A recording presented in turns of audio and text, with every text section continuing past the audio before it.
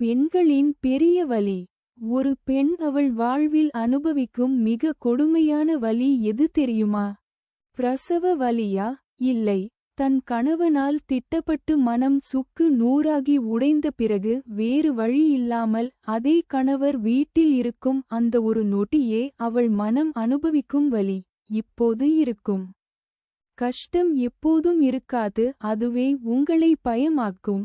வாழ்க்கை மீது இருக்கும் நம்பிக்கையை விட்டு விடாதீர்கள்.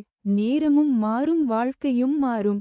புத்திசாலி பெண்கள் எப்போதும் அடுத்தவருடன் சண்டை போட மாட்டார்கள். மற்றவர்களை எப்படி சமாளிக்க வேண்டும் என அவர்களுக்கு தெரியும். வெளியில் சிரித்த முகத்துடன் இருந்து உள்ளுக்குள் என்ன செய்யலாம் என யோசித்து கொண்டே இருப்பார்கள். நேருக்கு நேராக சண்டை போடாமல் அவர்களை எப்படி என யோசிப்பது தான் புத்திசாலித்தனம். சில விஷயங்கள் உறவுகளுக்குள் சண்டை ஏற்பட்டு மனம் உடைந்துவிடும். தப்பு செய்பவர்கள் தங்கள் தப்பை உணராது மட்டும் அல்லாமல் அடுத்தவர் மீது அதை சுமத்தவும் தயங்க மாட்டார்கள். மிகவும் ஆபத்தான போராட்டம் ஆயுதங்களால் அல்ல, பேசும் வார்த்தையில் தான் உள்ளது.